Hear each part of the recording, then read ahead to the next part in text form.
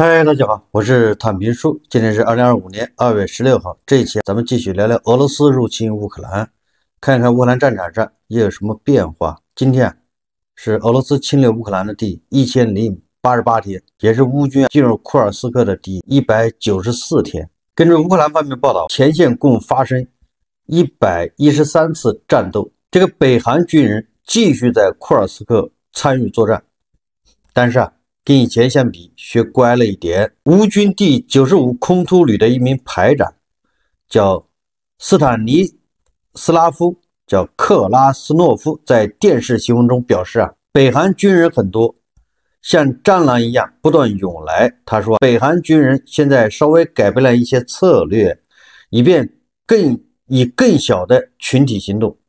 以前一出动就是50人。现在改成15到20人的小集群，试图突破。但克拉斯诺夫说，这点程度改变无济于事，北韩军人仍在承受巨大损失。那么在库尔斯克区域呢，根据双方的这个战报和视频显示双方继续在库尔斯克的多个区域互相攻防。乌军在前线击退北韩部队多次进攻，双方交火超过27次。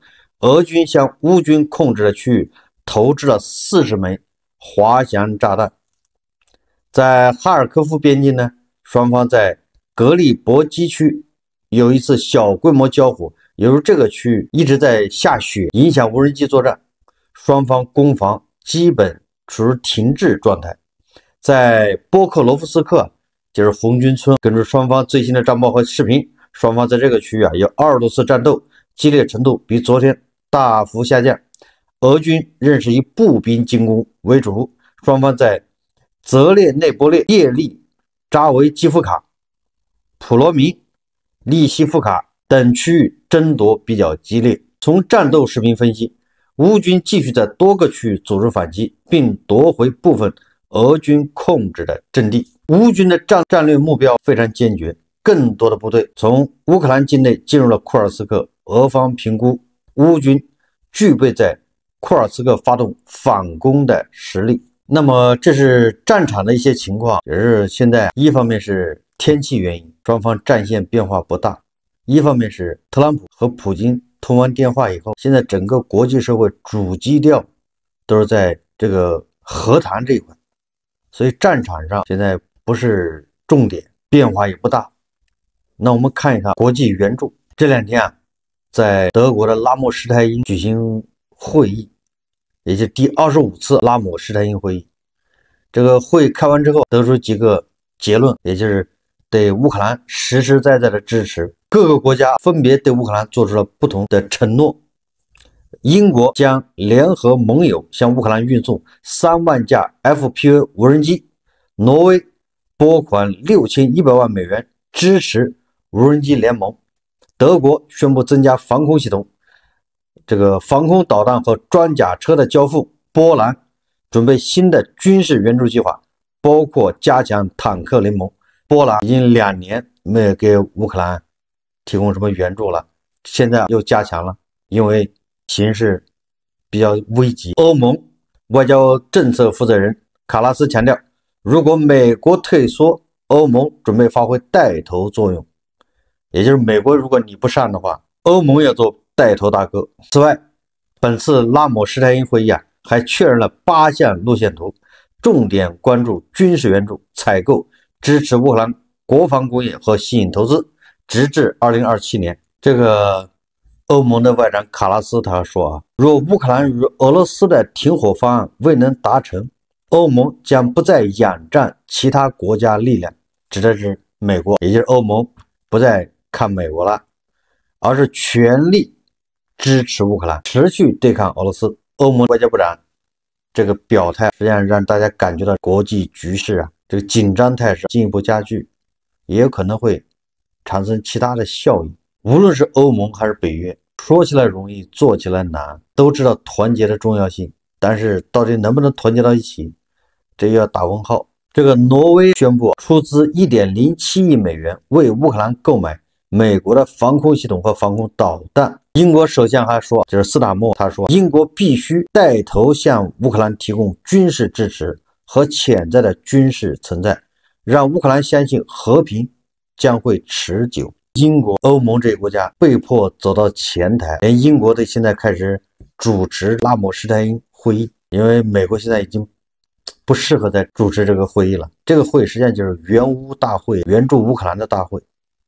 英国走到前面，因为美国后撤欧洲已经成为乌克兰的最后一道屏障。这欧洲不仅要坚定地支持乌克兰打赢俄罗斯的侵略战争，更要借此契机真正联手，逐步摆脱自身安全依赖美国的老大难问题。特朗普这4年注定是动荡的4年，是颠覆认知的4年，更是破坏国际已有的规则的4年。在慕尼黑，乌克兰总统泽连斯基会见了美国的副总统万斯，当然了，还有国务卿卢比奥，还有美国的特使叫凯洛格。首先是特朗普向乌克兰建议美国应获得 50% 的稀土矿的所有权。根据这个路透社报道，泽连斯基没有签署。为什么没有签署呢？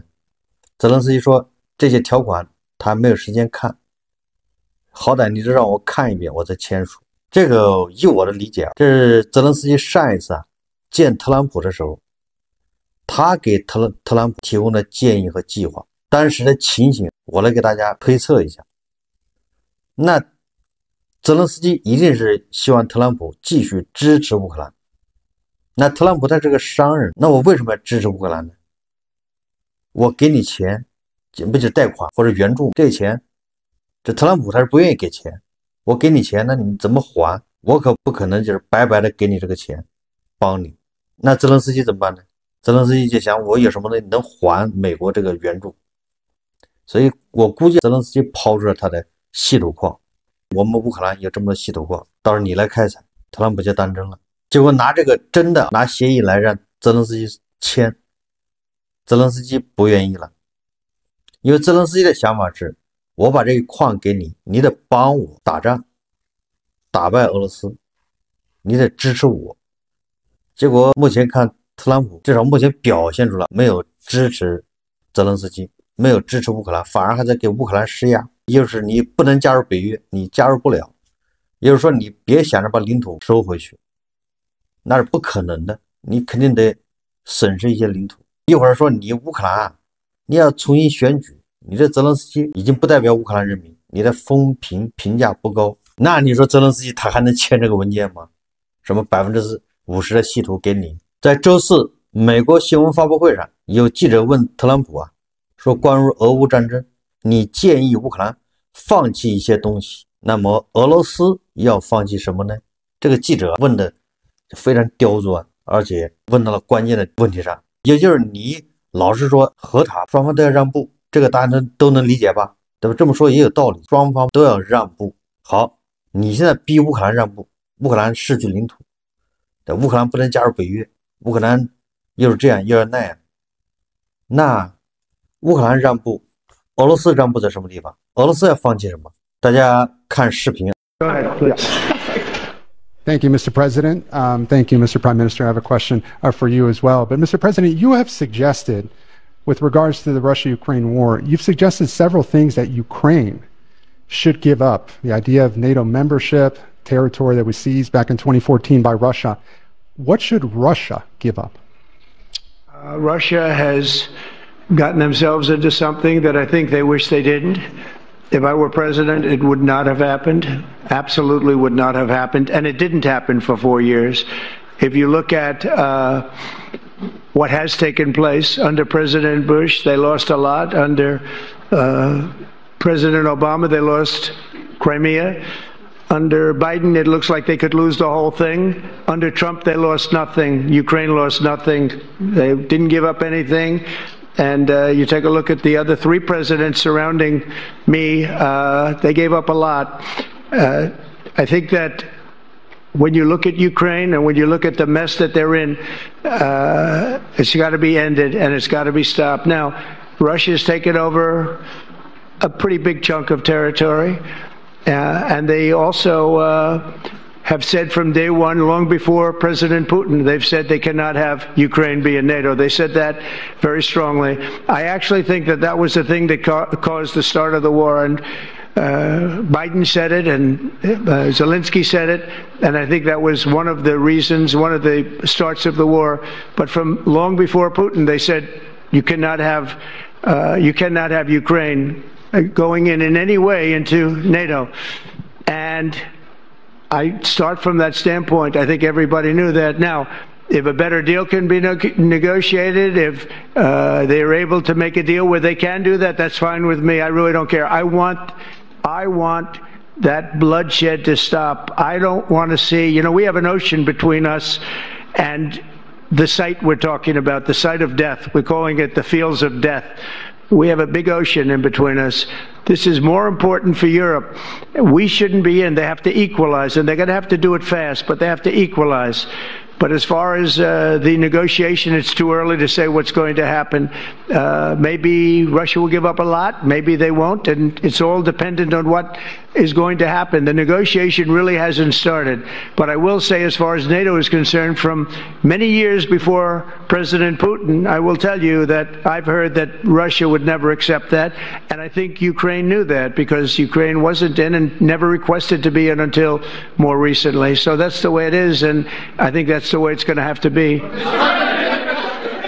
在俄罗斯要让步什么这一块，特朗普是叫环顾左右而言他。可以说，特朗普自从公布了跟普京的通话，以及他的那些手下的幕僚这几天不停的表态，激起了整个社会的反弹，尤其是欧洲。德国国防部长皮斯托留斯说，美国总统特朗普甚至在乌克兰和和谈开始之前就向俄罗斯做出让步，令人遗憾。这个欧盟委员会表示无论美国有何计划和意图，欧盟仍将继续在能源领域对俄罗斯实施制裁。北欧波罗的海8国今天发布了关于乌克兰的联合声明，说我们完全坚定支持乌克兰，乌克兰必须战胜俄罗斯的侵略战争，以确保公正和持久的和平。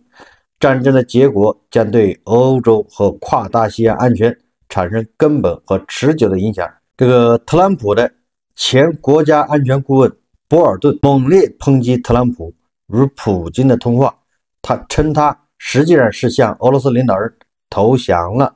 博尔顿告诉媒体说普京高兴极了，他们在克里姆林宫直接从瓶子里喝伏特加，也就是对着瓶吹，本来就喝早酒，然后一看特朗普跟他们通电话，这极大的鼓舞了俄罗斯的士气，所以由喝早酒改成直接对着瓶吹。对莫斯科来说，这是最重要的一天。这个泽连斯基更是直接在慕尼黑的安全会议上一针见血指出，他说不认为美国有结束战争的具体计划，和平协议现在还没有进展，但乌克兰方面愿意就一切进行对话，从特遣队到安全保障。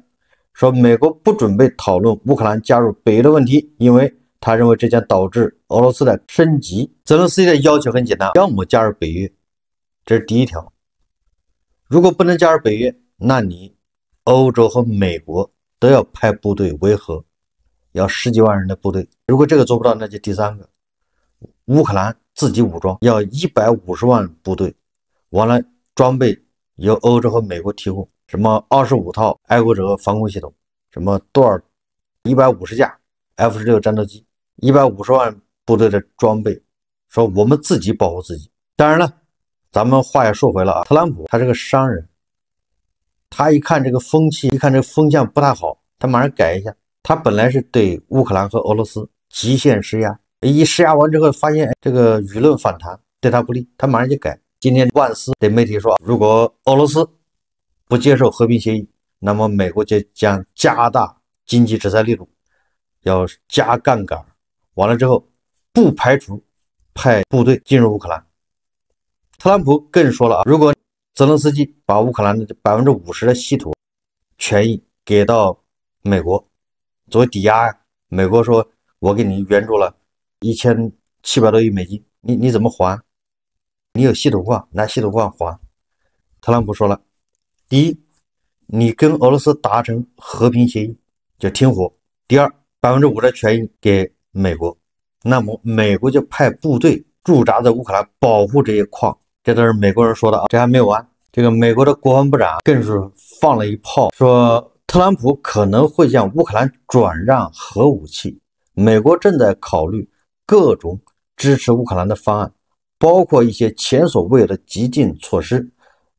美国国防部长郝克塞斯承认了向乌克兰转让核武器的可能性，然而最终决定取决于总统特朗普。郝克塞斯在布莱巴特新闻的采访中发表了这一声明：我不是来宣布任何尚未确定或未解决的事情，这不是我的工作，这是总统的工作。他是领导者，是谈判者，是交易达成者。无论是派部队到乌克兰守矿，还是给乌克兰核武器，这个都是在给俄罗斯施压。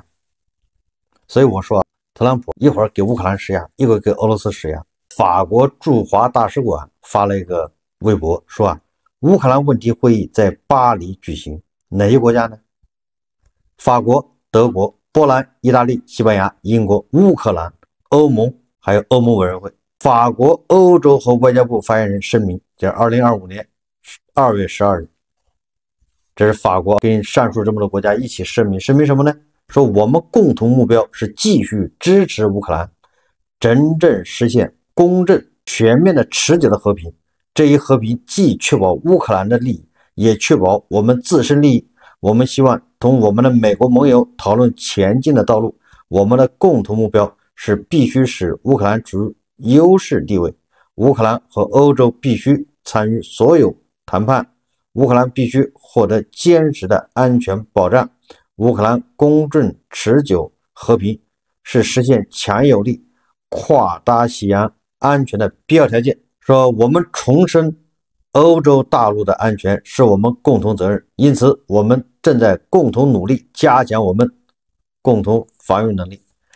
也就是咱们说了半天，从特朗普参选这个总统以来，咱们就说过了，这欧洲早行动起来，欧洲要团结。一旦特朗普一上台，他真的不援助乌克兰怎么办？欧洲输不起。这个特朗普说了，美国跟俄罗斯好歹还隔这个太平洋。美国有线电视新闻网2月13号刊登一篇文章，叫《特朗普与普京通话后，美欧关系回不去了》。这个文章的作者叫斯蒂芬·柯林斯，他12日响起了2声地缘政治惊雷，将重塑大西洋两岸的关系。美国总统特朗普与俄罗斯总统普京的通话让后者不再受到排斥，二人正在酝酿结束乌克兰战争的计划，并同意互访。与此同时，美国国防部长郝克塞斯前往布鲁塞尔，告诉欧盟，要求自己承担欧洲大陆的常规安全责任。他说，这个分水岭彰显了特朗普美国优先意识形态，以及他倾向于将每一个问题或盟友都视为一种利益交换的价值主张。这也表明他摆脱了那些深受西方外交政策神话影响的建制派顾问的束缚。他认为这些顾问对他第一个任期构成了障碍。美欧关系回不到过去了，美国利益优先，特朗普斤斤计较。目前特朗普所表现出来的俄乌和谈这个操作对乌克兰似乎是不利。就目前表现，它有2种结果：一是面对俄罗斯和威胁和美国的抛弃，欧洲国家团结起来，抛开美国，全力支持乌克兰，打败俄罗斯。如果打败了俄罗斯，那么从此欧洲的安全就彻底摆脱对美国的依赖。战后欧洲成为新的主导世界事务的强大一极。美国因为对欧洲巨大的影响力而长期在欧洲获得的政治利益、经济利益都很快失去。第二种结果是，由于欧洲没有团结起来支持乌克兰打败俄罗斯，而因为欧洲战败的教训，欧洲国家将不再视美国为能够保护他们安全的可靠盟友，因而都会与美国渐行渐远。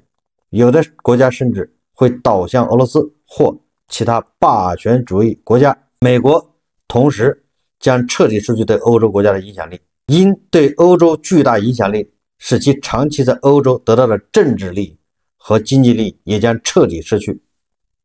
更重要的是，因此一役美国的国际信誉荡然无存，美国自由世界的盟主地位不复存在，美国的全球领导地位从此坍塌。这就是我说的啊，这个战打到最后，很有可能欧洲跟美国渐行渐远，真正的到什么程度呢？欧洲、中国、美国成为世界的三极，而这俄罗斯由于自身原因四分五裂被肢解，那么它一部分会追随欧洲，一部分会追随美国，一部分会追随大国，这个世界形成一个新的平衡，新的这种三足鼎立。大家想一想，欧洲跟美国不再同心同德，已经变成各玩各的。五角大楼负责人说普京不管结果如何，他都要宣布胜利。他说幸运的是，乌克兰人和支持他们的盟友勇敢，特别是在战争开始阻止并击败了弗拉基米尔，实现他想要的目标。也就是不管这个战打成怎么样，普京最终他要宣布他取得了胜利。我们看俄罗斯国内，这个普京等来了特朗普的电话，而且似乎对他非常有利，整个俄罗斯像打了鸡血一样。不光是俄罗斯，连黄俄现在这跳得多高，说俄爹这回赢麻了。一边是俄罗斯上上下下，加上黄俄荒呼雀跃，这个按照胡锡进老师说法，熬出头了。但是啊，一面普京也很实在，他承认俄罗斯经济陷入困境，损失难以承受，但他绝不会与泽连斯基谈判，只会与特朗普谈判。大家看视频。Да, конечно, таким тревожным сигналом является инфляция. Я вот вчера только, когда готовился к сегодняшнему мероприятию, разговаривал с председателем Центрального банка. Эльвира мне сказала, что где-то уже 9,3, 9,2, 9,3. Но заработные платы выросли на 9% в реальном выражении. Я хочу это подчеркнуть. Именно в реальном, за минусом инфляции. И располагаемые доходы населения тоже подросли. Вот, так что в целом это ситуация стабильная, повторяю, и надежная. Здесь есть некоторые проблемы, повторюсь, с этой инфляцией. Такой разогрев экономики. У нас и правительство, и Центральный банк ставят уже задачу, если так приземлить. Вот. 普京承认俄罗斯国内经济出问题，坚持不了多久。在这种情况下，特朗普如果能停火，那就是救了普京啊。所以普京为什么那么高兴呢？泽连斯基说，俄罗斯必须回到2022年之前的边界。刚才咱们说了，特朗普一边压乌克兰，一边压俄罗斯。我们到目前为止啊，也不能说特朗普真的就损害了乌克兰利益，成全了俄罗斯。这个目前为止啊，这实际动作还没有。虽然特朗普说的那些话，什么又让俄罗斯啊再重返 G8 集团，也就是 G7， 俄罗斯侵略乌克兰，把这个克里米亚吞下去之后，这个 G8 就把俄罗斯给踢出去了，变成 G7。特朗普现在居然要让俄罗斯再返回 G8， 但是一方面，特朗普对俄罗斯啊也在下手。首先啊，特朗普宣布美印达成石油天然气供应协议，这不是穆迪带着一帮人在美国访问，特朗普跟穆迪聊完之后说，印度利用特朗普愿望增购美国石油，同时寻找与俄罗斯能够规避制裁合作新方式。说3月印度对俄罗斯石油购买量将大幅降低，但就是还有兴趣，也就是它不从俄罗斯进口，但是这个量是大幅下跌。美国制裁打击俄罗斯石油出口，俄罗斯或被迫减产，这就是特朗普干的事，这叫釜底抽薪，把他的最大的客户印度给撬走。这是关于石油天然气。那关于武器军备，特朗普准许出售印度 F-35 战机，美俄战机印度最终会选谁？